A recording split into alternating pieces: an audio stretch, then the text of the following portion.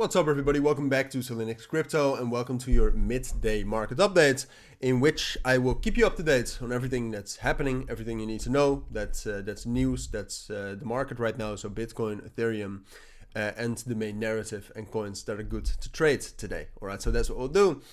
First of all, a quick look into the markets. If you look at Ethereum, we're still holding this consolidation range right here between 3650 and 3850. And Bitcoin looks a little bit less good. You can see we got some sort of a retest from the 200 EMA right here, and so far we're respecting that, which means that it's a bearish confirmation. So Ethereum technically still bullish, Bitcoin technically short term still bearish, as we also talked about this morning. But the situation, even though Ethereum is still the same, or Ethereum is still holding up relatively well, the situation is not great, all right? You can see that in momentum, both Bitcoin and Ethereum have dropped down quite a bit. There's a relatively big sell-off for a spot Ethereum. So the markets right now are not looking great. Now, what you have to know while I say that is that it is a Friday, all right? And Fridays are notoriously volatile. So that's something you should know. Even though the markets right now are not looking great, we could, before you know it, have a massive spike up and Ethereum could be at 4,000 at the end of the day. It's just a very difficult day to trade, all right? For Ethereum, what I think we need is some sort of a breakout above 3,750. If we get that, that's a bullish confirmation, and we can assume that we're going to stay relatively strong. And Bitcoin, I think, needs to break above a little bit more, ultimately 68,000. If that happens, we're great. Otherwise, unfortunately, I do think that more bearish momentum is more likely, or at least it's better to expect that and prepare for that until we get some bullish confirmations. Now, in general, when we're talking about the news, and we already talked about this earlier today, with the Ethereum ETF news and approval, the big thing is, and the main reason why we actually sold off afterwards, I think is two things. And that's, first of all, that very often news like this causes a sell the news effect. So then what happens is that we get a sell-off once the news is actually live, or once the outcome is there.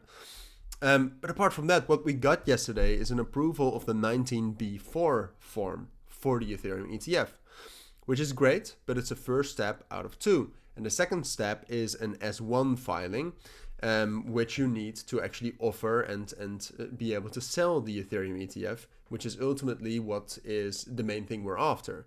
And since we don't have that yet, I would say the Ethereum ETF is actually not technically approved yet, and it's not here yet. So that's also why we haven't gotten the full approval and with that the full news yet. So that's also something we still have to wait for. Now, the markets itself, if you look at the total 3, for example, the markets itself are also not doing great.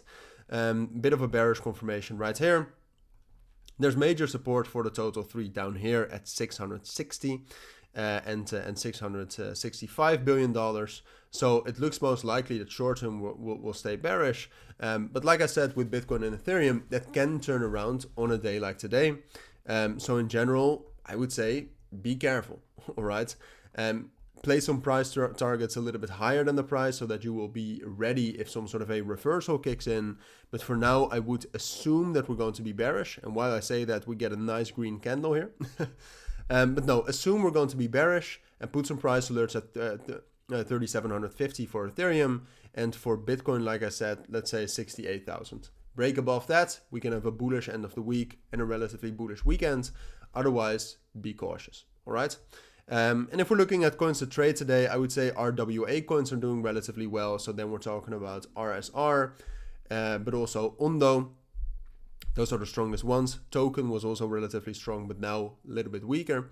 And then there's some other coins like Rune is breaking out here, which I think is very, very interesting. So that's Thorchain or Rune.